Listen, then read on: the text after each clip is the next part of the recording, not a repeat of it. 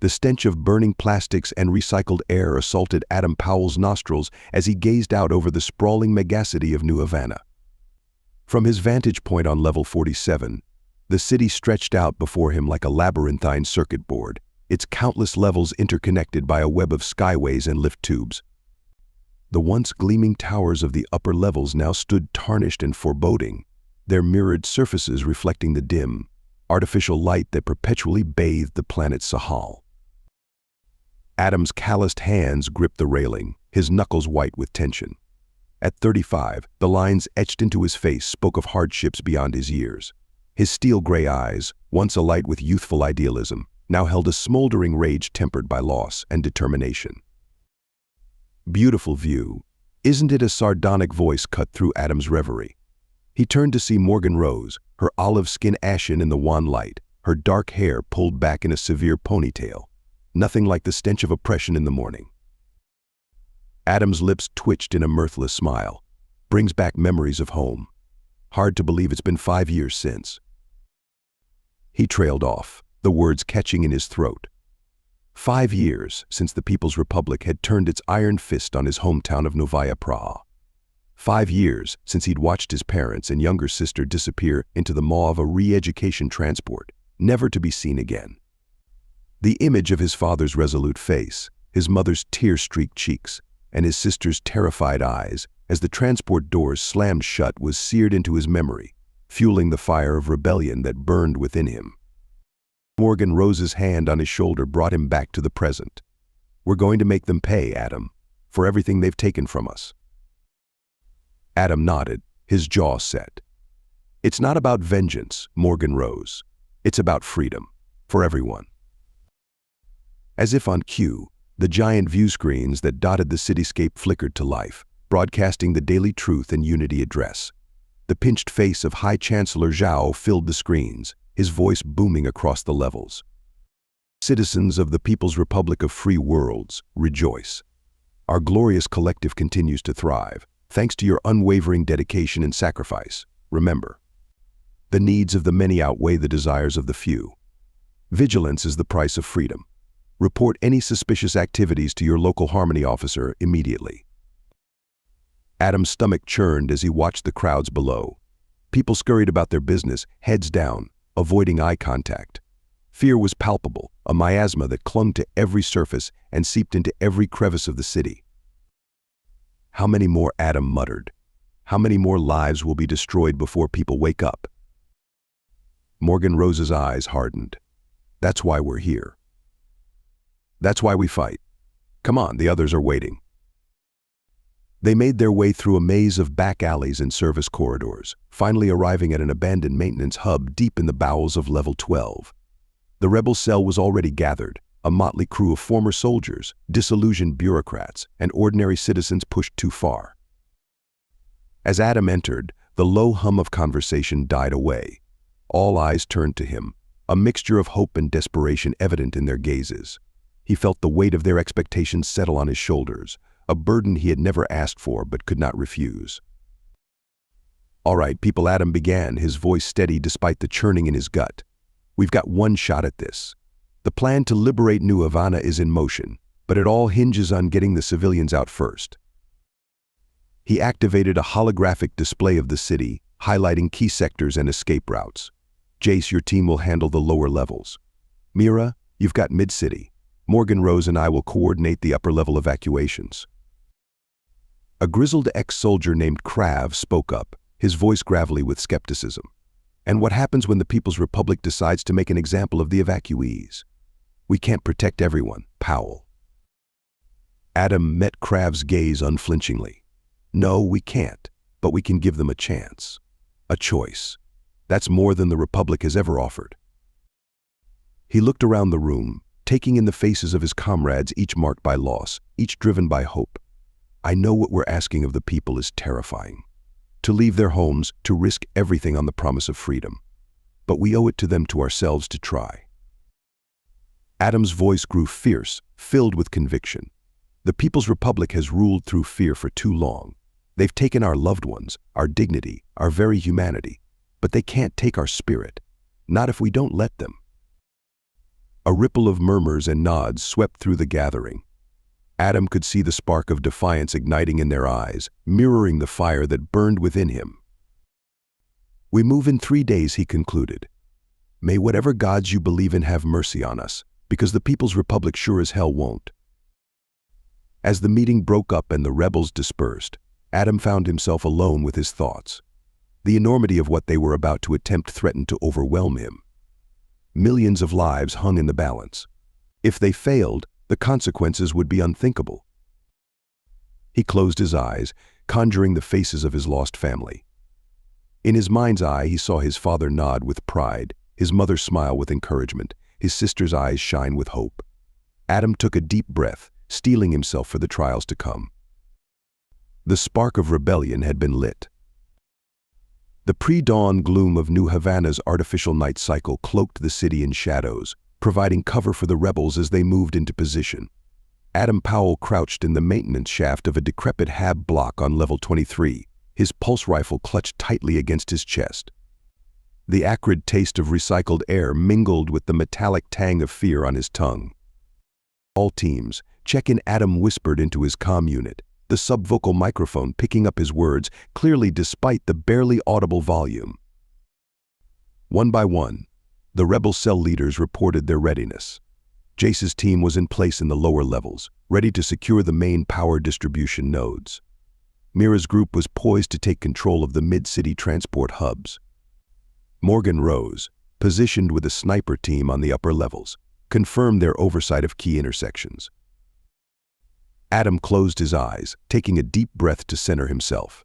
The weight of what they were about to do pressed down on him like the countless tons of steel and concrete above. In his mind's eye, he saw again the faces of those they'd evacuated over the past 3 days, the hope, the fear, the uncertainty in their eyes. Not everyone had chosen to leave. Some couldn't bear to abandon their homes. Others were too afraid of Republic reprisals. But they had given as many as they could the choice, a luxury unheard of under the iron fist of the People's Republic. "Remember," Adam said, his voice steady despite the turmoil in his gut, "we're fighting for everyone down there. For their freedom, for their future. Whatever happens, whatever it costs us, we make it count. For New Havana." A chorus of affirmations echoed through the comm. Adam allowed himself a grim smile. "All right then, let's light this powder keg. Execute Operation Firestorm." At his command, the rebels sprang into action across the city. The relative quiet of the night cycle was shattered by a series of coordinated explosions. Power nodes across the lower levels went dark, plunging vast swathes of the city into darkness. Alarms blared as emergency systems kicked in, bathing the streets in the eerie red glow of backup lighting. Adam and his team burst from their hiding places, catching the local security forces off guard. The clatter of gunfire echoed through the canyons of steel and glass as rebels and loyalists clashed in the streets and corridors of New Havana. Moving with practiced precision, Adam led his squad towards their primary objective, the central communications hub for this sector. If they could seize control of it, they could broadcast their message of liberation to the entire level, maybe even beyond. As they rounded a corner, a hail of plasma bolts forced them back into cover. Adam's mind raced, calculating angles and trajectories. He signaled to 2 of his team, and they responded instantly, laying down suppressing fire while Adam and another rebel, Katie Ann, sprinted to a more advantageous position. The firefight was intense but brief. As the last loyalist fell, Adam couldn't help but feel a pang of regret. How many of these soldiers truly believed in the Republic's cause, and how many were just following orders out of fear? There was no time for philosophical musings.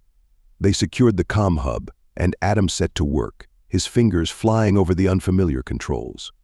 Years of hacking Republic systems had prepared him for this moment. "This is Adam Powell of the New Havana Liberation Front," his voice boomed across the level's PI system. "We have taken control of this sector. The People's Republic no longer holds power here. To all citizens, the time for freedom is now. To all Republic forces, lay down your arms. We have no quarrel with you as individuals. Join us and help us build a truly free world." For a moment, as his words echoed through the steel canyons of the city, Adam allowed himself to hope. Perhaps this would be easier than they'd feared. Perhaps the people's desire for freedom would overwhelm their fear of the Republic. That hope was short-lived. The sky above New Havana lit up with sickly green light as the Republic's orbital platforms opened fire. Lances of superheated plasma rained down on the city, targeting rebel positions with terrifying accuracy. Entire city blocks vanished in apocalyptic fireballs, the screams of the dying drowned out by the roar of collapsing buildings. "They're bombing their own city," Katie Ann cried out in disbelief, her face ashen in the hellish light of the bombardment. Adam's jaw clenched, rage and determination warring within him. "This is what we're fighting against," he growled. "This disregard for human life, this brutality. We keep fighting. We show them that terror won't work anymore." As if in answer to his words, the comm system crackled to life.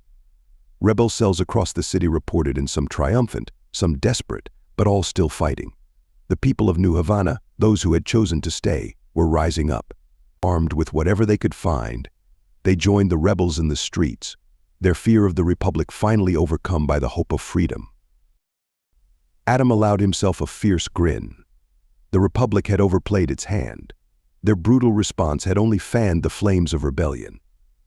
"All teams, push forward," he ordered. The Republic shone its true face to everyone. Now we show them ours. We protect the people, we secure our objectives, we keep moving up. The heart of the beast is in the upper levels, and that's where we're headed. As his team moved out, picking their way through burning streets and collapsed buildings, Adam's thoughts turned to the battles yet to come. They had breached the lower levels, but the true test lay ahead. The Republic's elite would not give up their power easily. The acrid smoke of burning plasteel and shattered dreams filled Adam Powell's lungs as he led his team through the twisted wreckage of what had once been a bustling market on level 35. Each step upward through New Havana's layered megastructure brought new challenges, new horrors, and paradoxically new hope. "Watch your step," Adam cautioned, his voice hoarse from hours of shouting orders and encouragement. Republic forces rigged this entire section with proximity mines before falling back. Katie Ann, her face streaked with soot and determination, nodded grimly. "They're getting desperate." "Good." Adam's lips twitched in a humorless smile. "Desperate, but not defeated. Stay sharp." As they navigated the treacherous terrain, Adam couldn't help but marvel at the stark contrast between the levels they'd fought through. The lower levels had been a maze of cramped corridors and overcrowded hab blocks, where the air itself seemed thick with despair. Here, on level 35, they found themselves in what had once been a middle-class sector, with wider boulevards and the remnants of small luxuries. But the People's Republic's response had leveled the playing field in the cruelest way possible. Rich or poor, loyal or rebellious, all had suffered equally under the orbital bombardment. A sudden explosion rocked the building to their left, showering them with debris. Adam instinctively threw himself over Katie Ann, shielding her from the worst of it. "Damn it," he growled, helping her to her feet. "Comms, what's our status?" The reply came through static filled and fragmented. "Heavy resistance on level 37. Mira's team pinned down, requesting immediate assistance." Adam's mind raced, weighing options and calculating risks. The plan had always been to push straight for the upper levels, but leaving allies behind wasn't an option. He'd seen too many good people sacrificed on the altar of the greater good by the Republic. "Change of plans," he announced, his voice steady despite the turmoil in his gut. "We're diverting to support Mira. Katie Ann, take point. Krav, watch R6. Move out." As they double-timed it through the war-torn corridors of level 35, Adam's thoughts drifted to the past, to the young idealist he'd been before the Republic had torn his family away. He remembered endless debates with his father about the nature of leadership and the responsibility of power. A true leader, Adam, his father's voice echoed in his memory, doesn't just make the right choices.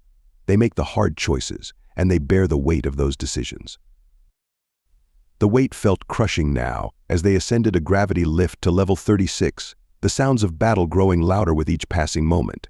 How many had died following his orders? How many more would fall before this was over? They emerged into chaos. Mira's team was caught in a crossfire, pinned down in the atrium of what had once been a lavish hydroponics garden. The lush vegetation had been reduced to smoldering ruin, the air thick with the stench of burned chlorophyll and ozone from energy weapons. Suppressing fire, Adam roared, his rifle already blazing. Katie Ann, left flank. Krav, find me a sniper perch. The battle was fierce but brief.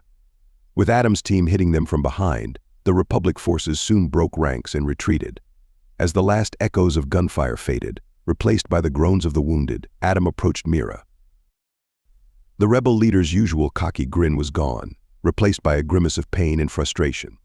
"Took your sweet time, Powell," she grunted, clutching a hastily bandaged wound in her side. "You know me, I like to make an entrance," Adam replied, his attempt at levity falling flat. "What happened?" Mira's eyes hardened. "Ambush. They knew exactly where we'd be, right down to our fallback position." She leaned in close, her voice dropping to a whisper. "We've got a mole, Adam. Someone's feeding the Republic information." The words hit Adam like a physical blow. He'd known it was a possibility in a rebellion this size. There were bound to be informants, but the reality of it threatened to unravel everything they'd fought for. "Are you sure?" he asked, even as his mind began racing through the possibilities, the implications. Mira nodded grimly. "Positive. The question is, who?" Before Adam could respond, a commotion near the atrium's entrance drew their attention. A group of civilians, led by a wild-eyed man in the tattered remains of a Republic bureaucrat's uniform, approached cautiously. "Please," the man called out, his voice quavering. We want to help. I have information about the Republic's plans about." "It's a trap," Krav's voice rang out from his sniper perch. "He's wearing a dead man's switch." The time seemed to slow as Adam processed the information. The man's eyes, wide with fear or fanaticism, the slight bulge under his jacket, the way the other civilians shrank back from him, unaware of the danger. In that moment, Adam made a choice. "Everyone down," he shouted, sprinting towards the group. He tackled the bureaucrat, using his own body as a shield between the man and the other civilians. As they hit the ground, Adam's hand found the detonator, his thumb jamming down on the trigger mechanism. For a heartbeat, nothing happened. Then, a soft click. The bureaucrat's face contorted in confusion, then anger. No, it was supposed to. Adam's fist connected with the man's jaw, cutting off his words. As his team secured the would-be suicide bomber, Adam stood slowly, his legs shaky with the aftermath of adrenaline. Katie Ann approached, her eyes wide with a mixture of awe and concern. How did you know?" Adam shook his head. "I didn't, but I couldn't take the chance." As his team began processing the new prisoners and tending to the wounded, Adam found a quiet corner to collect his thoughts.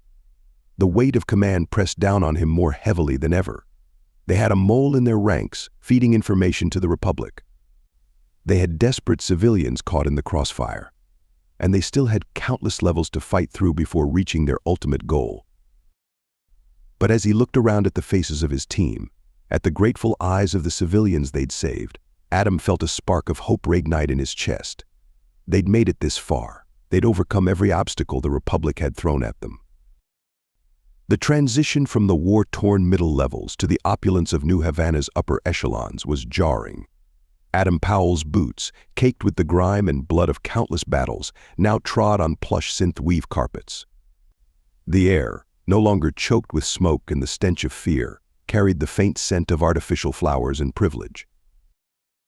"This is obscene," Katie Ann muttered, her eyes wide as she took in the gilded corridors and holographic art displays of Level 72. How can they live like this while people starve in the lower levels? Adam's jaw clenched, a familiar anger burning in his chest. This is what the People's Republic truly stands for. Excess for the few, misery for the many. They moved cautiously through the luxurious apartments and leisure complexes, encountering little resistance. Most of the elite had fled or barricaded themselves in their homes at the first sign of the rebellion reaching the upper levels. As they approached a vast atrium, a holographic display flickered to life before them. The pinched face of High Chancellor Zhao filled the air, his eyes burning with fanatical intensity. Citizens of the People's Republic, stand firm. These terrorists seek to destroy everything we have built, to plunge our society into chaos. But we will prevail. Even now, our loyal forces are. The message cut off abruptly as Krav put a plasma bolt through the projector. Getting real tired of that guy's voice, the ex-soldier growled. Adam nodded grimly. He's desperate. Which means we're close. He activated his comm unit. Morgan Rose, what's your status? In position, Adam came the reply, tense but steady. We've got eyes on the command center. It's a fortress, heavy security. But we've spotted a weakness in their perimeter. Roger that. Send the data to my HUD. All teams, converge on Morgan Rose's position. This is it, people. We take out their command. We cut off the head of the snake. As they made their way to the rendezvous point, Adam couldn't shake a growing sense of unease. It had been too easy, their progress through the upper levels too smooth. The mole in their ranks was still unidentified, and the risk of walking into a trap loomed large in his mind. They found Morgan Rose and her team hunkered down in a maintenance tunnel, overlooking a vast plaza dominated by a towering structure of black glass and steel, the People's Republic's command center. Sitrep, Adam demanded, crouching beside Morgan Rose. The sniper's eyes never left her scope as she replied. Security's tight, but they're focused on the main entrances. There's a service shaft on the eastern side, lightly guarded. That's our way in. Adam studied the holographic layout projected from his wrist computer. It's risky. Once we're inside, we'll be surrounded. Since when has that stopped us? Mira chimed in, a fierce grin on her face despite her still healing wounds. Adam allowed himself a small smile. Fair point. All right, here's the plan. Morgan Rose, your team provides overwatch.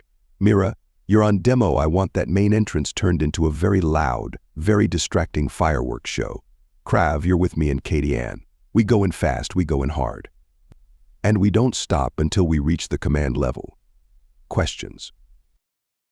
There were none. Each rebel knew their role, knew the stakes.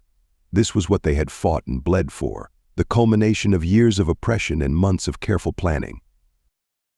Remember, Adam said, his voice low but intense, our goal is to capture the general alive if possible. He may have valuable intelligence, but if it comes down to it, completing the mission takes priority. Clear. A chorus of affirmatives answered him. All right then, Adam took a deep breath, steadying himself for what was to come. For New Havana. For freedom. Let's finish this. The assault began with a thunderous explosion as Mira's team detonated their charges at the main entrance. The plaza erupted into chaos, Republic forces scrambling to respond to the perceived frontal attack.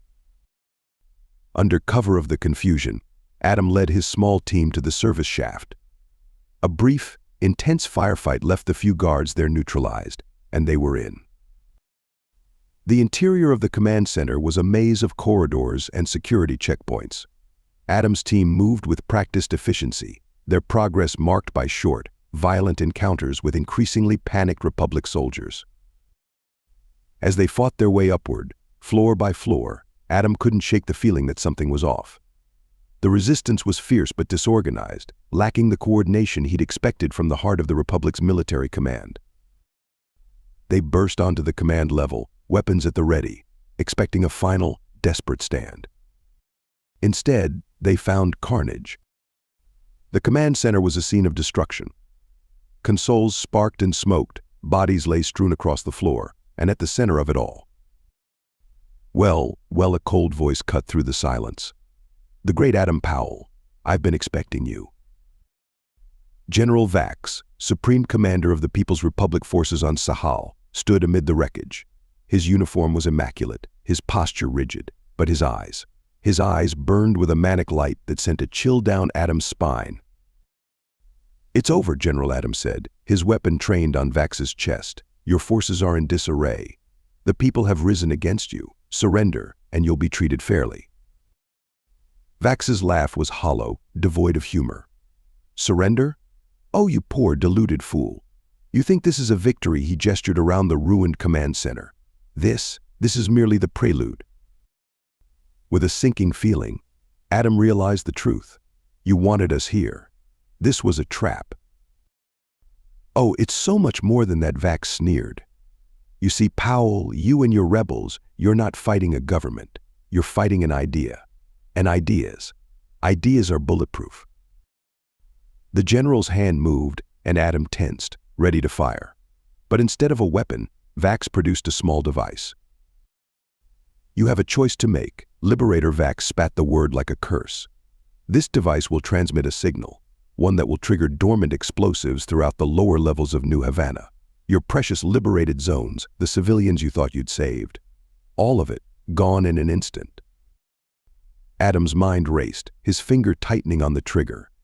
You're bluffing. You wouldn't sacrifice your own people. Wouldn't I? Vax's eyes gleamed with fanatical certainty. The People's Republic will endure. It will be reborn from the ashes, stronger than ever. The question is, Adam Powell, how many will you sacrifice for your misguided ideals of freedom? Time seemed to stretch, the weight of countless lives pressing down on Adam's shoulders. In that moment, he saw with perfect clarity the cost of leadership, the burden of choice. And he made his decision. Time crystallized around Adam Powell as he stared down General Vax, the fate of New Havana balanced on a knife's edge. In that eternal moment, Adam saw not just the maniacal gleam in the general's eyes, but the faces of countless citizens, those he'd sworn to protect, those who'd placed their trust in the promise of freedom. You're right about one thing, Vax Adam said, his voice steady despite the tempest raging within him. Ideas are bulletproof, but so is the human spirit. In a blur of motion, Adam's finger tightened on the trigger. The shot rang out, echoing through the destroyed command center. General Vax's eyes widened in shock as the detonator fell from his grasp, a smoking hole where his hand had been. Now Adam roared. As if rehearsed, Krav and Katie Ann sprang into action. Krav tackled the general, pinning him to the ground, while Katie Ann dove for the fallen detonator. It's a bluff, Katie Ann called out, examining the device. It's not connected to anything, just a glorified comm unit. Relief washed over Adam, quickly replaced by cold determination. He approached the prone general, who was glaring up at him with a mixture of pain and defiance. It's over, Vax Adam said. Your reign of terror ends today. But before Adam could say more, the room erupted into chaos. Republic soldiers, their uniforms disheveled and their eyes wild with fear, burst into the command center. Stand down, Adam shouted, his weapon trained on Vax's head. Your general is our prisoner. This fight is over. For a tense moment, it seemed as if the soldiers might open fire. Then, to Adam's astonishment, they lowered their weapons. One of them, a young lieutenant with haunted eyes, stepped forward. We were ordered to die to the last man before allowing the general to be captured, he said, his voice trembling. But we've seen what he's done, what he was willing to do to his own people. We're done fighting for him. A ripple of agreement passed through the gathered soldiers. Adam felt a surge of hope, tempered by caution. Make no mistake, he said, addressing the room. We're not here to replace one tyrant with another. We're here to bring true freedom to New Havana, to all of Sahal. If you're willing to help us rebuild, to create a just society, then lay down your arms and join us. One by one, the Republic soldiers placed their weapons on the ground. The lieutenant approached Adam, offering his sidearm grip first. What happens now, he asked. Adam accepted the weapon, his mind already racing with the challenges ahead. Now comes the hard part, he said. We've won the battle, but building a free society?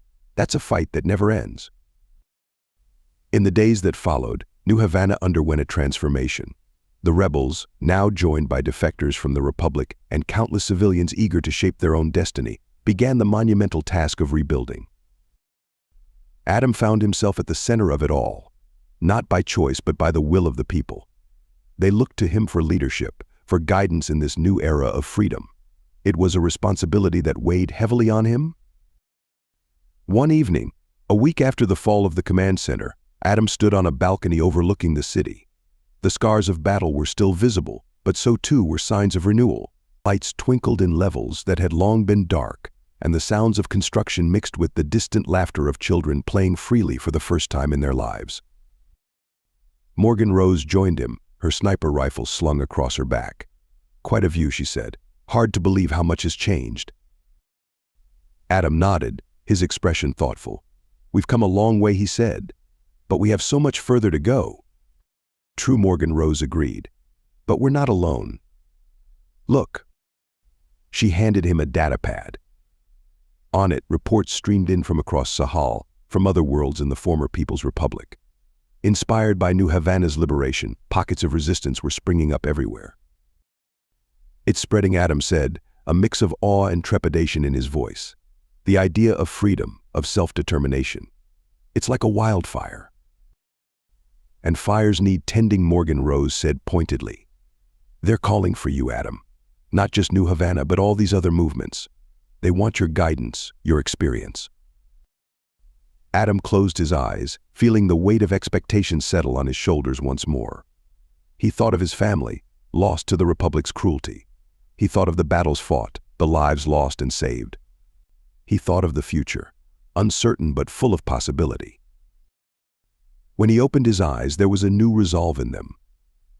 "Then we'll give them what they need," he said. "Not a leader, not a savior, but a partner. We'll show them that true freedom comes not from following one person, but from working together, from building something greater than ourselves." Morgan Rose smiled, a fierce pride in her eyes. "That's why we followed you, you know. Not because you had all the answers, but because you were always willing to ask the hard questions." As the sun began to set on New Havana, casting the city in hues of gold and crimson, Adam Powell looked out over the world he had helped to liberate. The road ahead was long and fraught with challenges, but for the first time in years, it was a road paved with hope. The revolution had dawned in New Havana. Now, it was time to help it rise across the stars. Thank you so much for listening to this story. I hope you loved it. Please remember to subscribe if you did like it so you can see more videos like this. And please give us a like and a comment too. I'll see you in the next one.